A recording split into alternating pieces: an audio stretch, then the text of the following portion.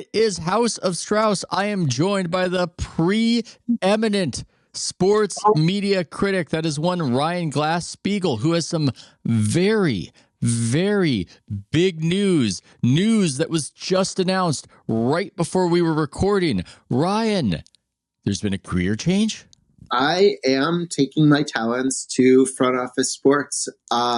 Something I'm very excited about. I had a great 3+ years at the New York Post. You know, I used to, when I was in high school, and we were in high school, and remember, I don't know how old our audience is, but you used to bookmark pages in your browser instead of finding everything through social media. And I had the New York Post sports page, bookmarked. And I would look at like these columnists like Peter Vesey and Mike Vaccaro and Kevin Kernan. How do you become one of them? And lo and behold, I became a columnist at the New York Post. And it's really a childhood dream come true. But front office is a rocket ship. They have really sophisticated sports media coverage and social media distribution. And so I've had a number of conversations with them over the years, but this time they recently hired a new editor-in-chief, Dan Roberts, who has been around the internet blocks for a long time. And he reached out to me, and I felt like, okay, this is the exact right time to go and try something new. And I just have a lot of appreciation for what people like Adam White and Russ Wilde have built there, and been reading Mike McCarthy for a very long time, his sports media coverage.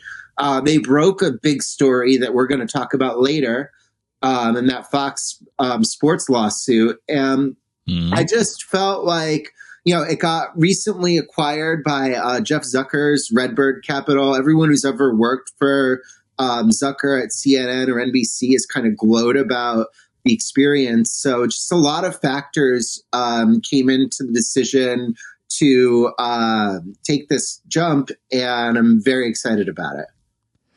Yeah, you don't have to jump in and talk about your old responsibilities and your old employer.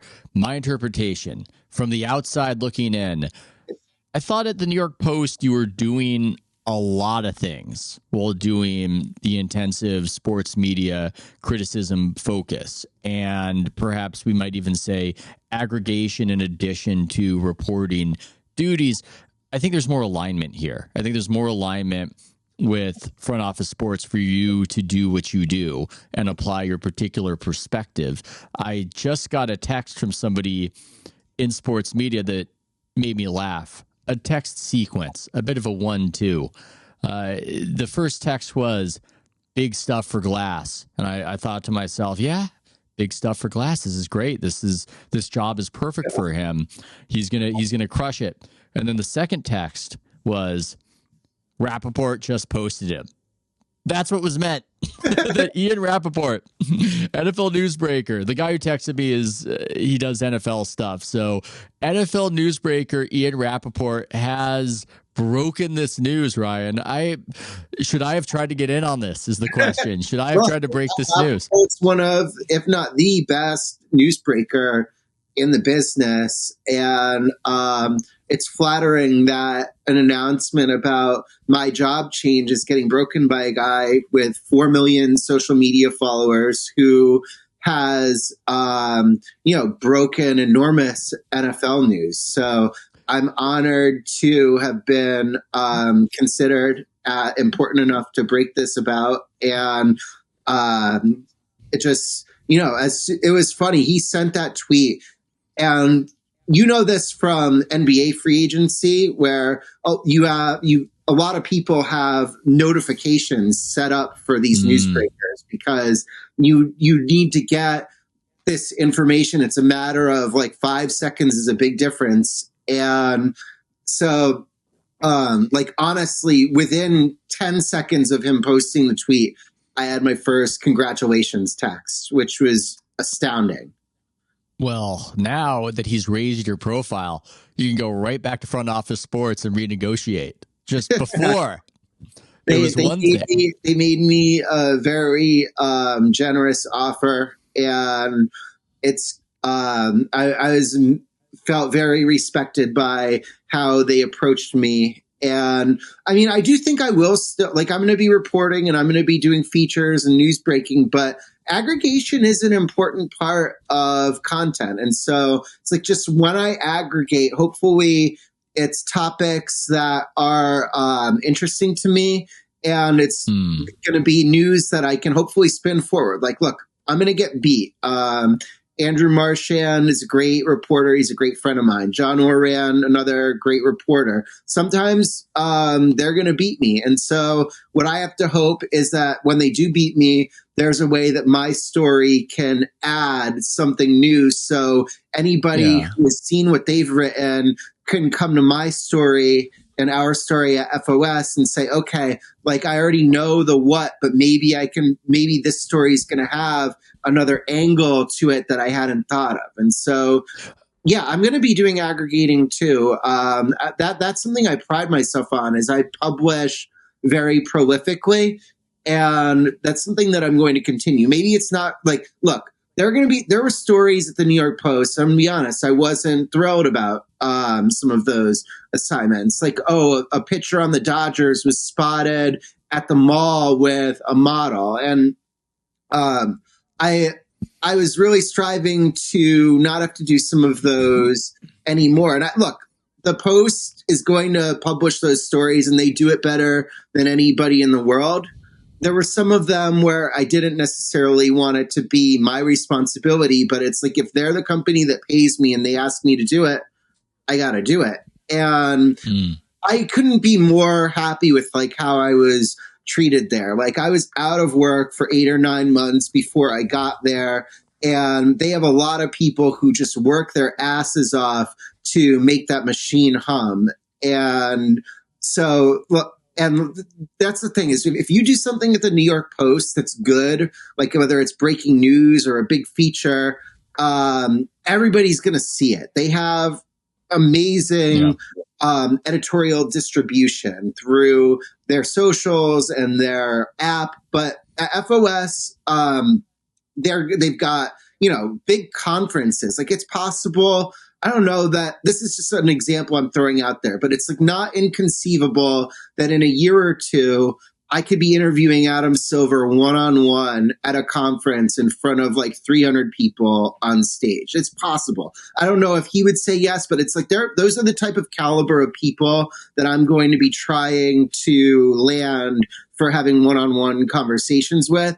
And that's an aspect that the Post like can't match. And I think your association with me might preclude that particular event, but here's to hoping and dreaming that you'll have such a live wire, charismatic as Adam Silver saying, we try to have events like this.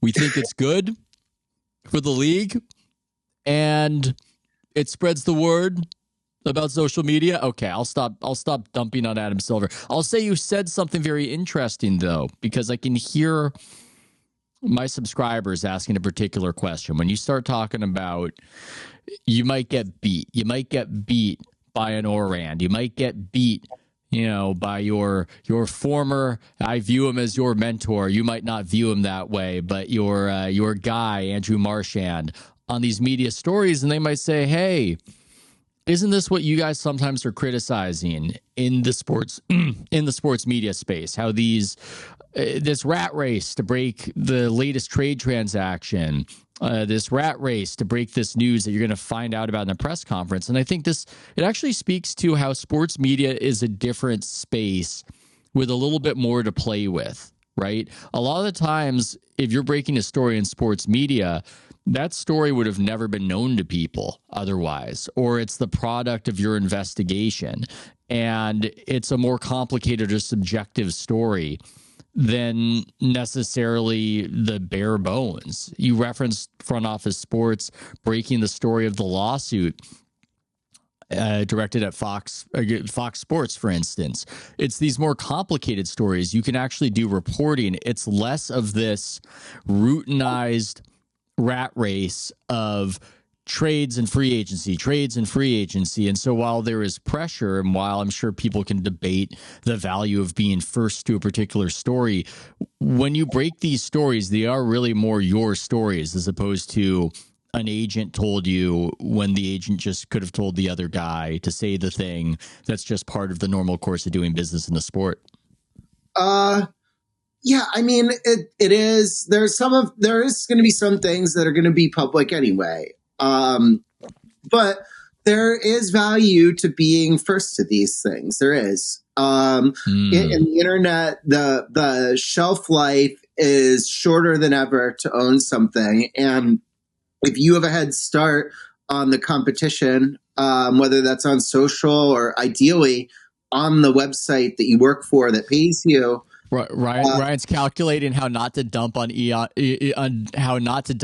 Rapoport after getting the big Rapoport boost. I respect the newsbreakers. I respect them. I do. It's just, I wonder about it. I'm just trying to compliment sports media and trying to open up the conversation for how the news breaking game is a little bit different in the media space. That's all I'm saying. Well, here's the thing, and it's what I've always said about sports media. Like, look at how many people cover the NBA and cover the NFL. There's armies of these reporters, both in like the national, the teams, et cetera, et cetera. And there's a lot of interest. But the sports media stars are as big of stars as they're not as big of stars as maybe like LeBron James or Steph Curry or Tom Brady. But I've always said, like, if you walked down Michigan Avenue and you're with like Michael Wilbon and Tony Kornheiser, they're gonna get more notice. Yeah. Like Zach LaVine, who's the best player on the Bulls, or even like the best player on the Cubs. I don't think it's close. It's a great Bill Simmons topic. Is how many NBA players are bigger stars than Mike and Tony? Yeah, Tony had this thing. Tony had this discussion once on his own podcast, maybe like 5-8 years ago and I wrote it up. He's like, who's more famous, Michael Wilbon or the rapper Fabulous? And I don't know. I honestly think, like, in terms of like how many people would recognize them when they're walking out in public. And I've been out in public with some of these people. Like Skip Bayless, I had a drink with him. Well, he didn't have a drink, but I had a drink about months ago. And the tables on both sides of us, the people were like in awe that they saw him out there, and they walked up to him very complimentary and loved his shows, had been watching him forever.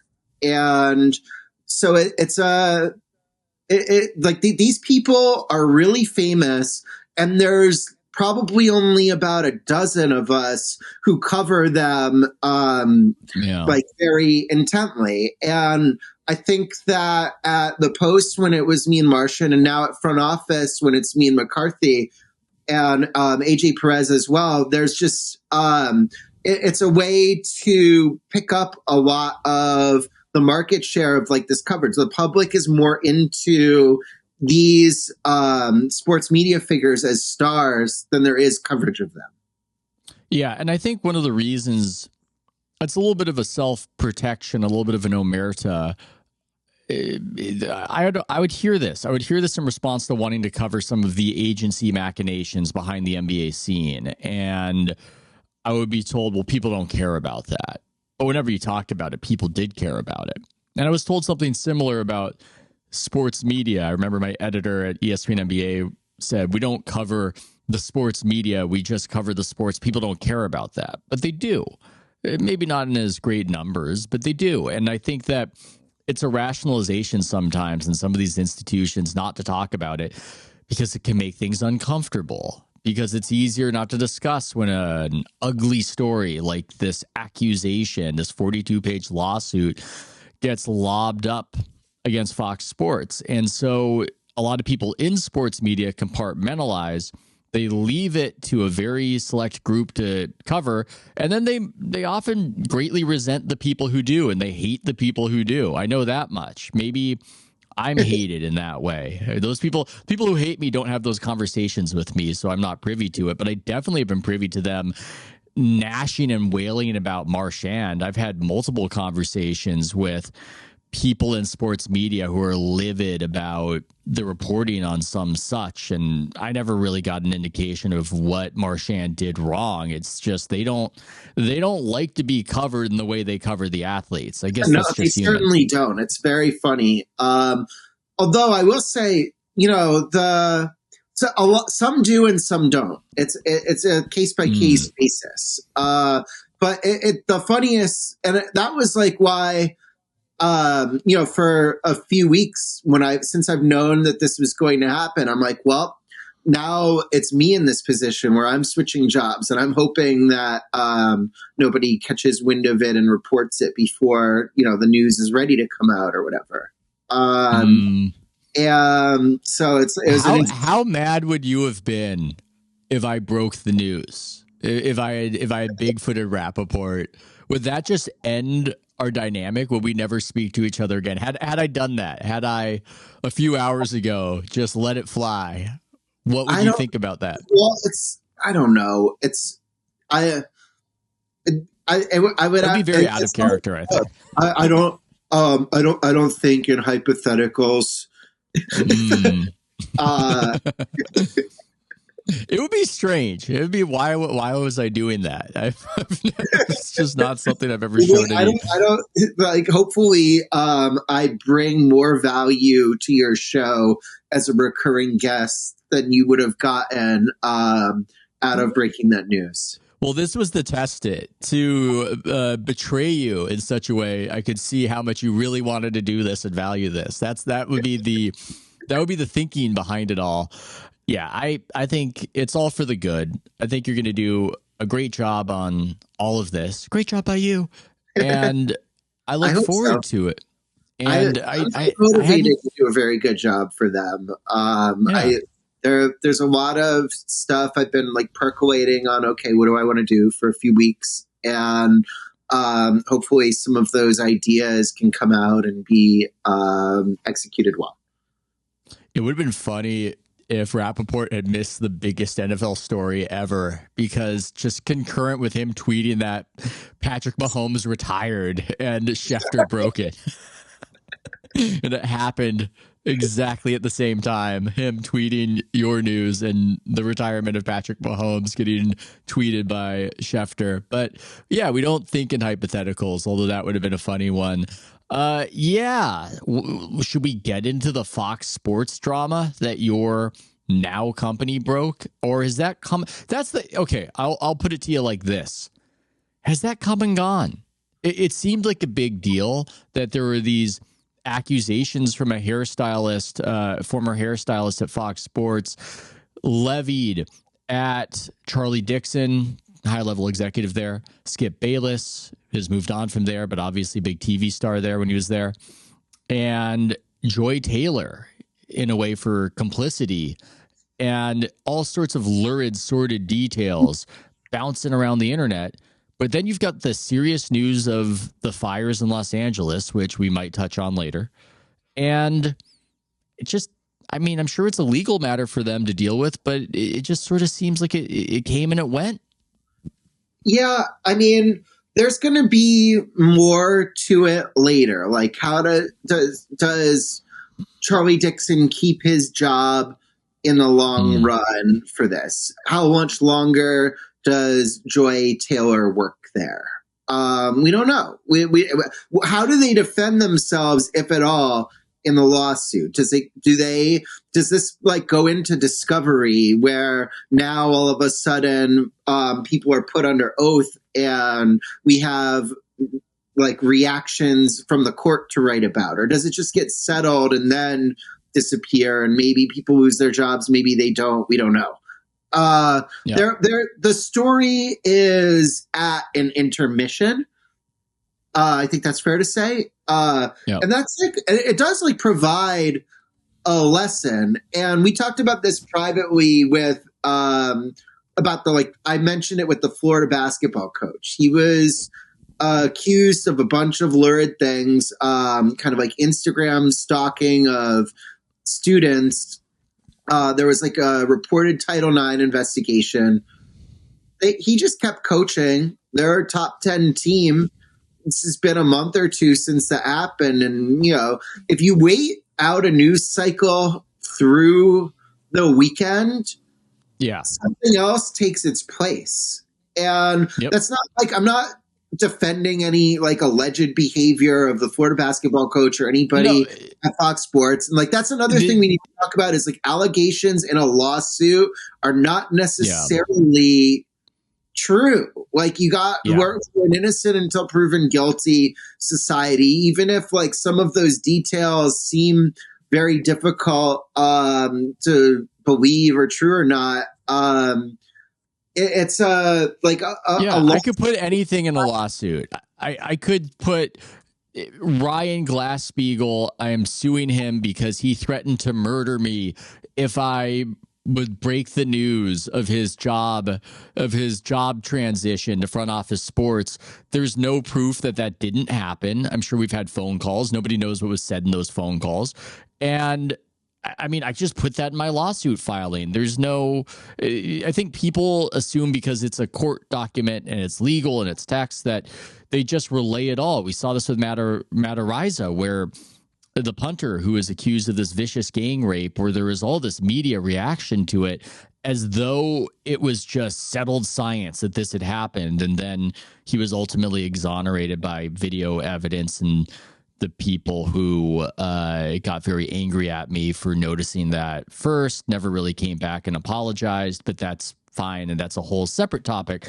The point is that you can't just, maybe all these accusations are true, but you're right. You can't just assume that this is the Bible of sports media happenings, and it is so. This will be adjudicated. And I want to make it clear, I think Front Office Sports did an incredible job breaking this story in the lawsuit. I want to talk separately about the wording in the lawsuit that has nothing to do with the reporting on it. Because Front Office laid out the facts, linked to the suit, everyone read it.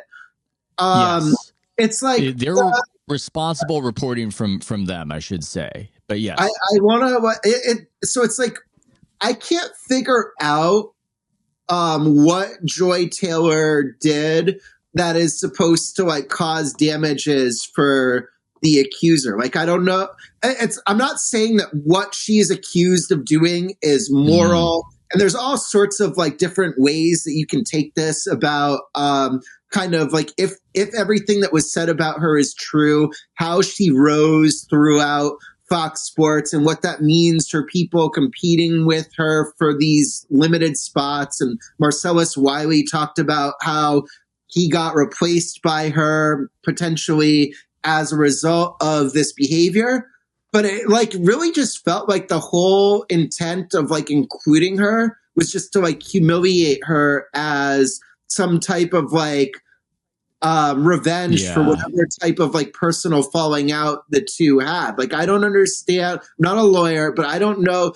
What did she do to the hairdresser that Nugeen Faraji, I think we should say the name of the accuser, Nugeen Faraji. What did she do? I don't know how to recapitulate everything in the 42-page document. There is accusations of advancements made upon Faraji by Skip Bayless. The accusation that he had offered $1.5 million to do it. There was accusations of advances being made on her by Charlie Dixon. There is accusation that Dixon and Joy Taylor had a sexual relationship, and Joy Taylor saw it as leverage for herself, and that it could be used at the point at which Dixon was no longer useful, or as a leverage point on him because she could accuse him of assault. These accusations were made. They were made. They didn't make Joy Taylor look good at all, if you believe what's in there. But I'm with you. I don't know exactly what's suable. And when it comes to civil versus criminal, very fuzzy to me. Very, very fuzzy. It did look like they had had a falling out as friends, Taylor and this woman. That seemed evident from just everything revealed in all of this. Taylor is getting the most heat. I can say that much. I wrote about that. That seems like that's part of the vibe shift. Yes. That back in the day, and by back in the day, I mean just a few years ago, so much of the opprobrium would have been directed at Dixon and at Skip Bayless. And people would have just been assuming even more so that they had done everything that they were accused of. And people would be in vain about the privilege they had and what abusers they were. Now there's more skepticism. Now it's more glib. Now it's more jokes. Now people are enjoying the comedy of it. Now people are laughing about this accusation that Joy Taylor had an affair with a Cho that had helped her rise, and the way he's been talking about her and lavishing her obsequiously with praise because, according to the accusations, they have a thing. That's what I'm noticing, is that a lot of the hate/jokes moving in the direction of Joy Taylor, whereas they would have gone in the direction more so of the men a short while ago. And I think part of that, too, has something to do with the short while ago, because people, I think, got frustrated with the way some of these social justice moments were used by cynics for their own advancement. And they could see it, but you weren't even allowed to notice it at the time. That was stigmatized. If you noticed that people were using these heavy emotions and this impetus with a thing like Me Too to get ahead or to get revenge, for instance, you were told to shut up and you were potentially fired if you were noticing that.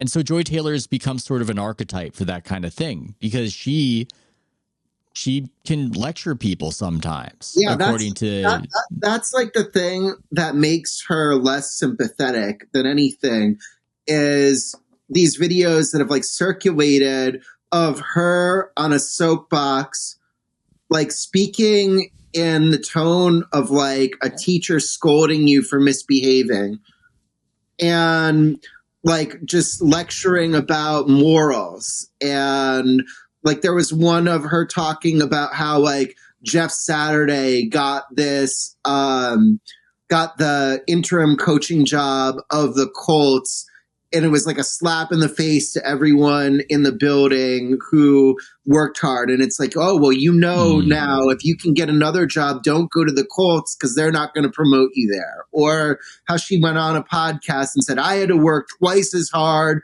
for half of the exposure. And I'm just sitting here like, what do you mean half the exposure? You're making like $1 million a year to talk about sports on TV. Like, what type of victim? Yeah. What has happened here that I'm supposed to feel like upset that you haven't gotten your fair share? Like, who has a career that you think you deserve that you don't have? And so it was like you see these videos with the benefit of like, again, these are allegations. We don't know if they're true. And we don't even know why she should owe money like in a civil lawsuit.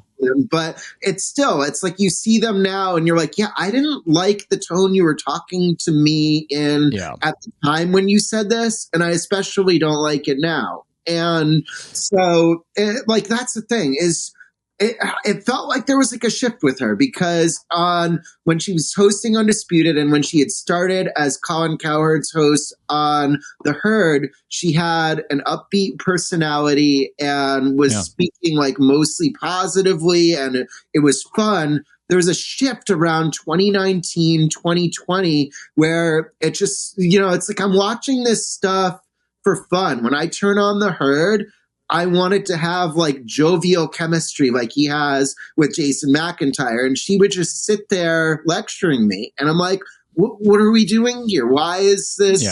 Why is this what I'm doing for fun? And so, that stuff now, with the benefit of whatever this new context is, it's like even more like, why is they getting lectured? Yes, totally agree with that. And it's complicated too, because I think there were people in this era of social media who did have talent and capability on television, but they were drawn in by the siren song of this sort of fashionable resentment and intersectionality. And they started channeling this messaging, which I think is anti-charismatic, and they could have done better. I know there are people today saying, well, she's wholly unqualified. She's just there because she's attractive and she has particular assets. And I've seen that. That's confounded and complicated, by the way, that it's a television product. And it's not just, they're not just going to put people on TV all the time who are unappealing to look at. So that's a little bit complicated and a little confounded there, but let's just set that aside.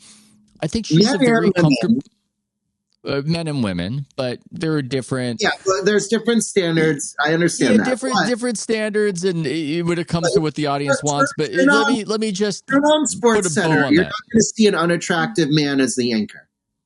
Yeah, for the most part, you got to be presentable, but there is a bit of a vixen quality to the Joy Taylor thing. I get it, but I also think she was a comfortable television performer, and would have been good in these roles if she wasn't channeling that kind of messaging that the vibe has shifted against.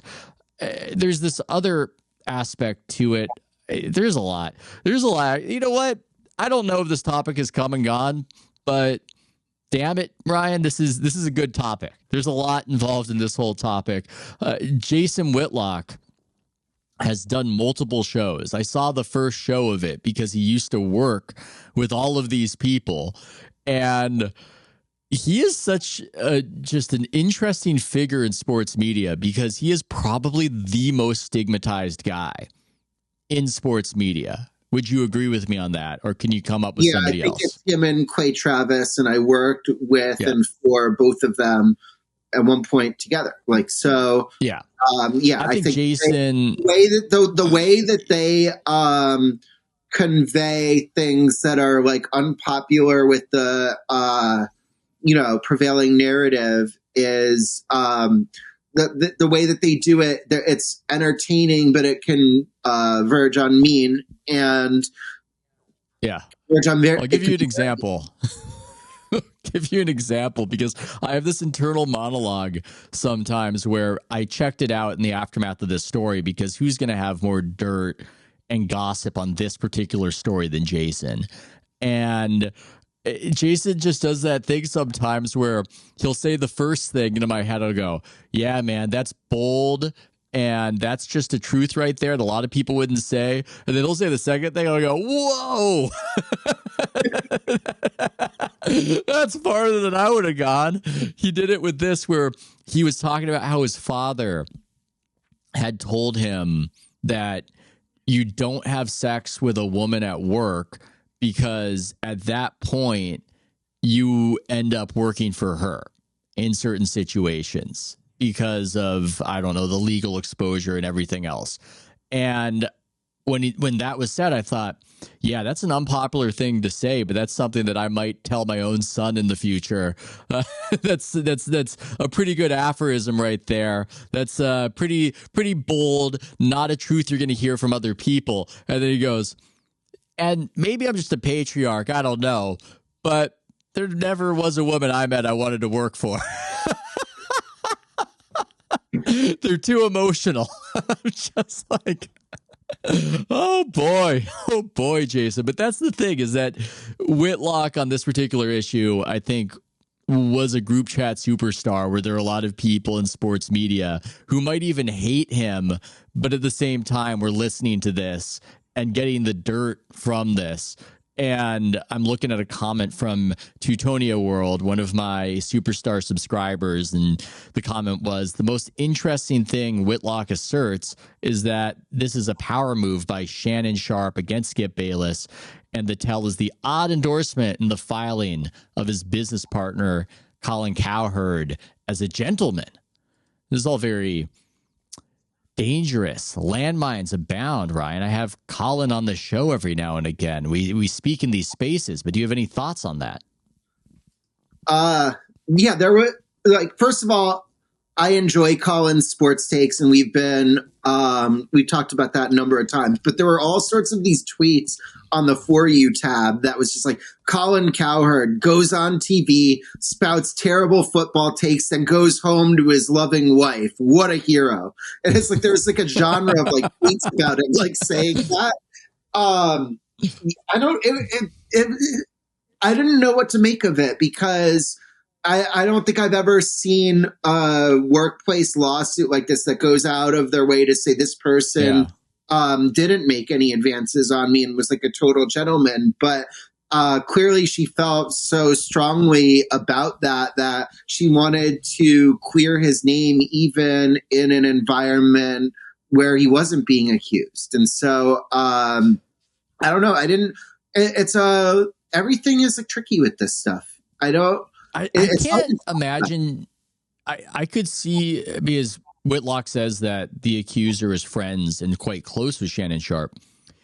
I could see a circumstance where Shannon Sharpe wasn't directing this, but if you're friends with him and you can really, I don't know, you're going after people that he might have issues with, this can all align without it being directed by Sharpe necessarily, because I don't see any kind of Machiavellian goal for Sharpe. Sharpe already won. Like, he has, of any like single host, him, like maybe Bill Simmons, his podcast is probably bigger, but like Shannon Sharpe's podcast and YouTube is a monster. He has a second podcast with Chad Ochocinco. It's another monster. He's on First Take 2 or 3 days a week. If Stephen A gets like a late night show or doesn't come to terms with ESPN, then Shannon has like First Take is his. And so Shannon won. He has the best career in media now that he's ever had.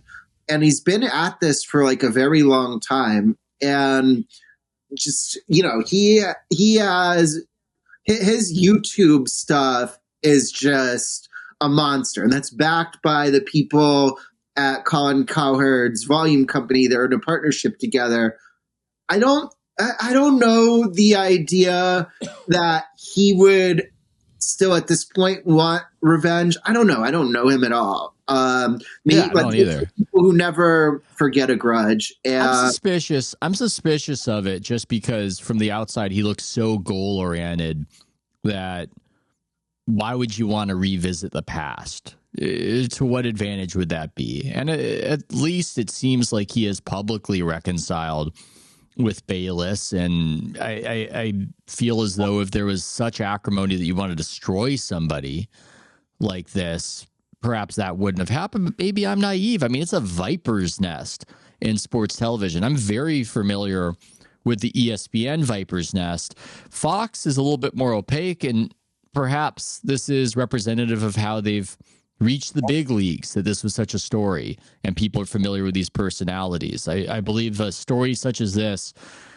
I don't know, 5 years ago, it just wouldn't have the kind of resonance, but a lot of people who follow this stuff have familiarity with all these personalities now. Yeah, it's look, Whitlock worked with all these people. He knows them better than we do. If I were looking at motives, it wouldn't look.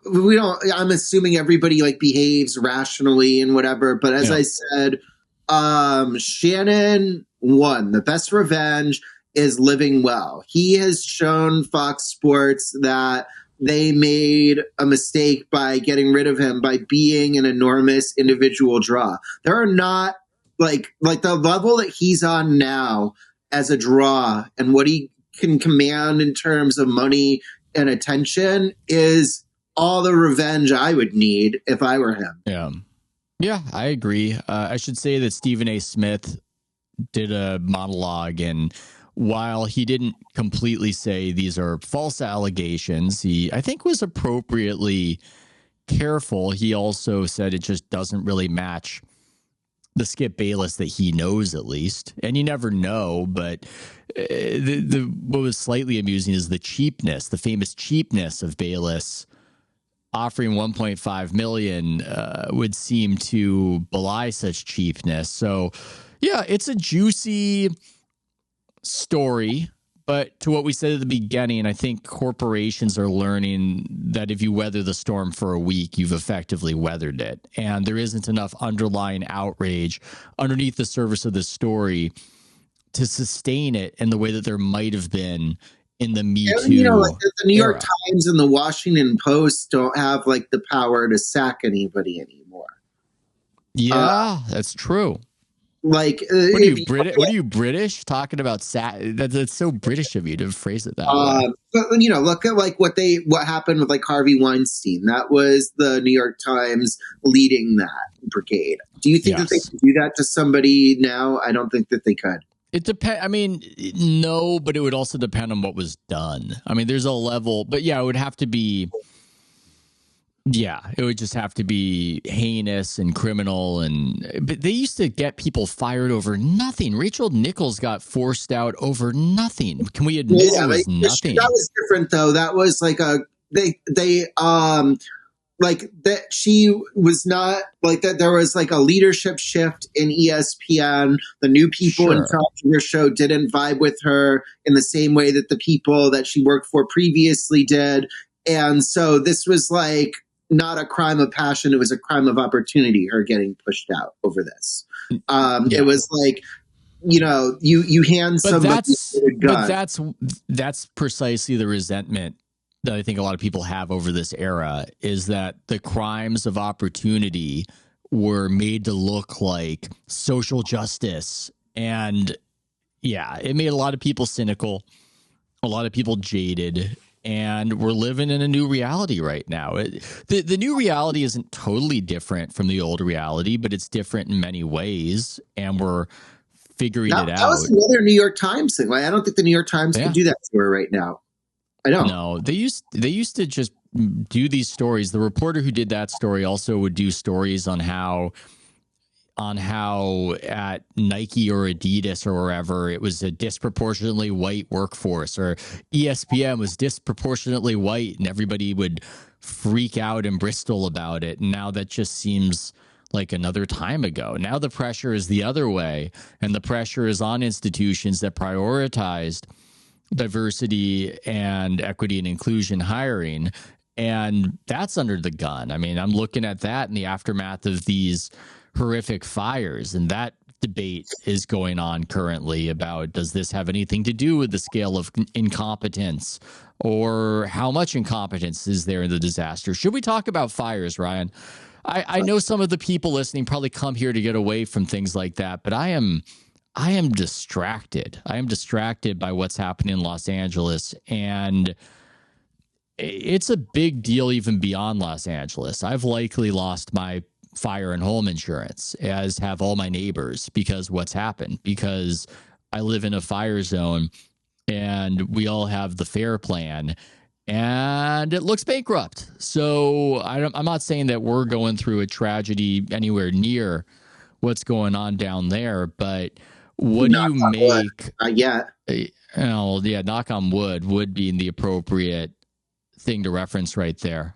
But okay, well, I'll just open up with that, because I don't often talk about this, but my town that I live in, fire just hangs over us like a sword of Damocles. It dominates the psyche of my town. It's almost like my town, the way Israel is with the pervasive threat in the background and foreground of Arab attack, that's what my town is about fire. When you get off the exit, you will see a big sign that will tell you the fire risk for that day. Every day there is a big chart that tells us the fire risk, and that is at the exit I take. And when I take the arterial street that I live on, then there's also that sign when I'm just on my way to the house. And we're constantly talking about different measures as a town of what we do about the fires. And people are coming by my house all the time to nag me about how long the brush or the trees are. And the thing about that is that I love living here more than I've ever loved living anywhere. and it feels very tight knit. And I know over 100 people in my immediate proximity.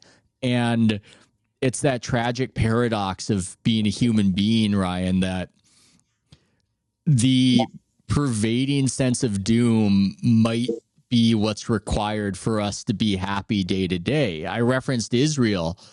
They keep doing studies and they go, the people of Israel are the happiest people on earth. So this is perhaps a digression, but that's just one thought I'm throwing at you, that I don't want the worst to happen. Obviously, I don't want to have to continually pay 5 figures a year to insure my house. If I even have the option now, I don't know if I even have the option, but I see all this coverage. Oh yeah. Of how Malibu. Yeah. Sorry, I'm rambling, but yes, continue. You were saying. Yeah. So like the state, this starts a few years ago or a year ago when the state insurance adjuster is like an elected position.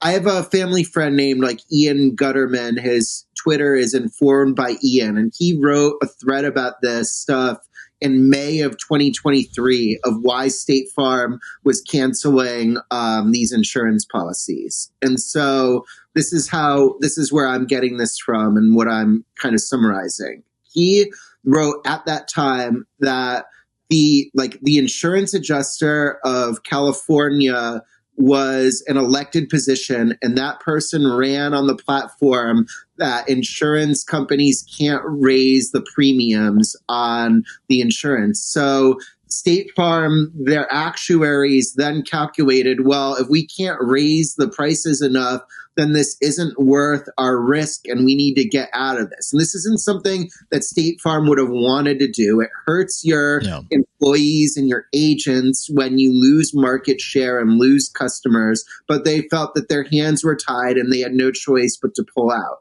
So now everybody has to go to what you referenced, which was the state-funded FAIR program. And now there's going to be like $50 billion in damages, at least in these Los Angeles fires. And the state insurance program doesn't have anywhere near the type of money to cover that. And so, there's so many aspects of this that we can talk about, because just like losing your home, losing all of your personal mementos, losing your sense of you work your ass off to own one of these like $5 million houses in Pacific Palisades. It is, or you've owned it for 30 or 40 years and it's your nest. I saw a lot of shaken up boomers in interviews. There's a very sad one with an older woman about how the entirety of her life and all these people in the neighborhood had transpired, and it's just goes away with the wind. It's all gone. And then like Adam Carolla was talking about how they're going to just face an enormous amount of red tape to rebuild these houses.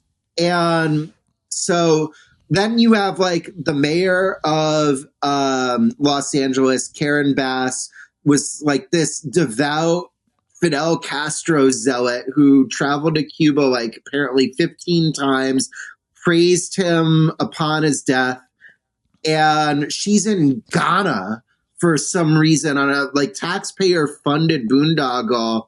Wasn't it the inauguration? I believe it was she was a representative of the Biden administration for the inauguration of the president in Ghana, which is one of these things where what does he have to do with the mayor of LA? Yes, that's the problem. Yeah. And it's not people call us right wing or whatever. I have lots of issues with the Republicans too. It's not profound to criticize Trump or the Republican Party. Everybody does that, or everybody respectable knows what's wrong with them and how they operate and everything like that. It's that the rot of these Democrats. If Ron DeSantis was at Viktor Orban's inauguration, what if this is the Argentina guy that all the Milei, all the Republicans love him.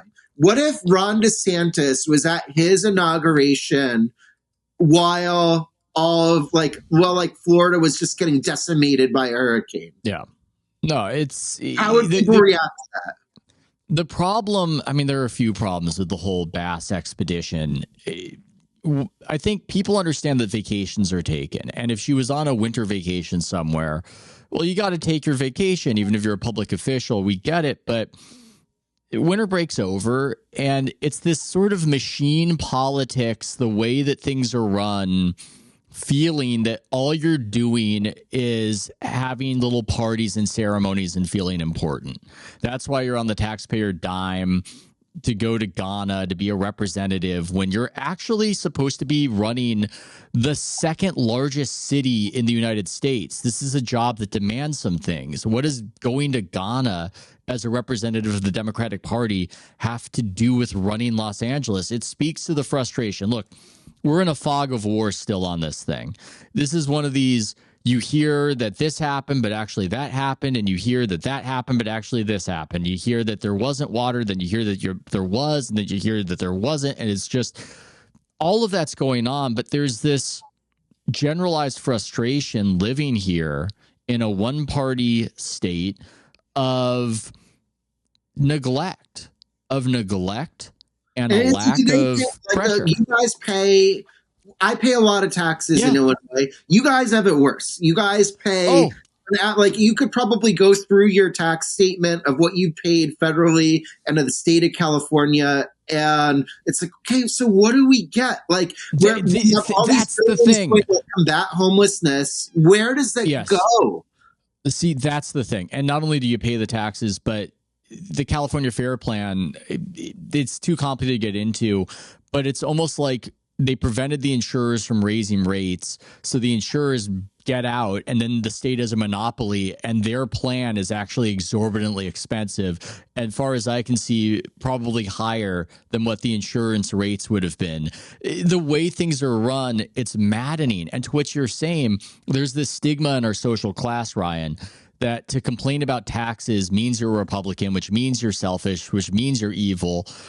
But I'm sorry, it's totally reasonable to ask that question. If we are paying the most in taxes, what are we getting that Nevada is not getting? What are we getting that Arizona is not getting? That is so basic. And I think part of what we're seeing in the aftermath of that is that conversation getting opened up, because it is logical. It's totally logical to go, why am I paying so much money to the state when the state cannot show me what I'm getting in return and feels no pressure to show me that? And the press acts like they're on the team of that party running the state, isn't adversarial, and makes them feel as though they don't have to actually be delivering on proof of concept. That's what's boiling over right now. Gavin Newsom, they ask him, Anderson Cooper asked him about it. He's like, well, that's a local problem. What are you talking about? The only pressure on Gavin Newsom is the idea that he might want to be president later. Other elected officials don't appear to be feeling it. And when it comes to Karen Bass, that moment where the British reporter is interviewing her and asking her if she's got something to say, and she's just totally shut down, silent. I mean, it's... And she's reading a prepared statement, and she's like, go to URL. Doesn't, like, know that it's a placeholder. Like, do you have a brain? Yeah. No, and the whole thing, it's just... I think that there's a boiling point with all of it.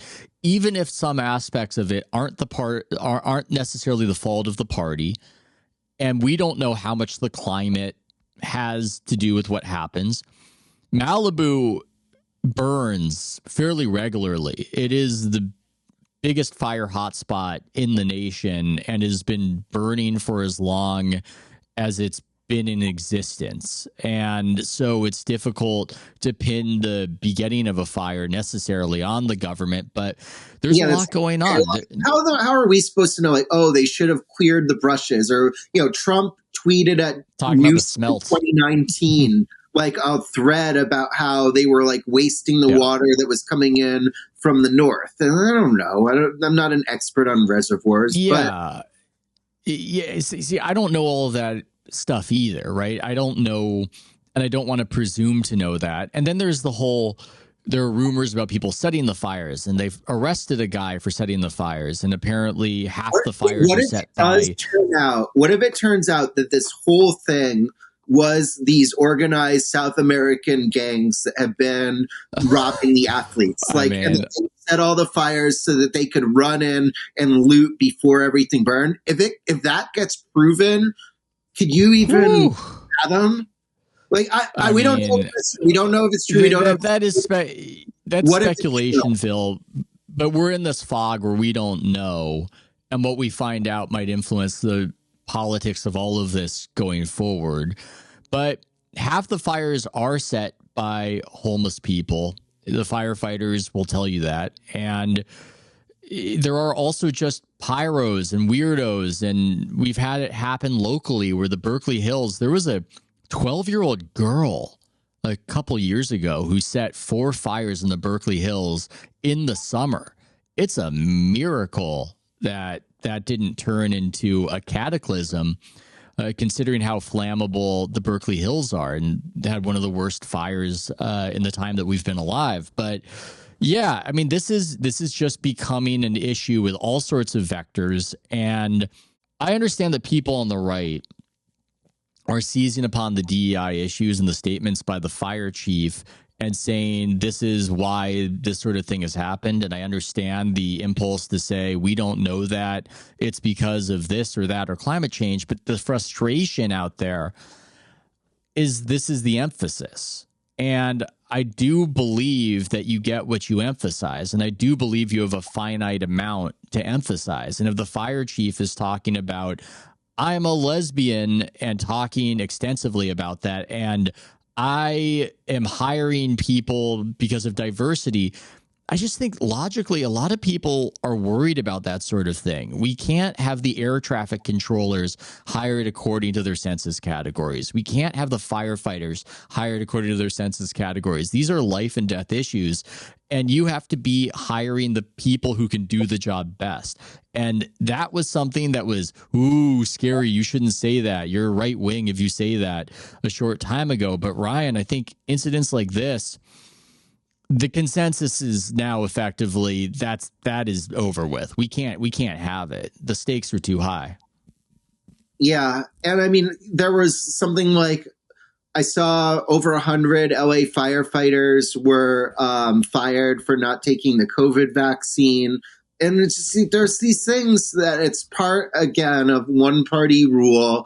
And this like weird period from, I don't know what, 2014 to 2022 that has somewhat gotten memory hold, and the remnants of it, it's just like you look at them and you can't believe that this is what the prevailing narrative was. And we can't do like a pie chart like we did with. You're Fritzy and you have a new job, so maybe we should wrap up. I do agree with what you said, though, about it seems like we were in this altered state for about a decade. And now when we revisit all the things people in the most respected institutions were saying a short time ago, it looks insane with our new clarity, right? It almost seems like we were drunk back then, and now it looks crazy.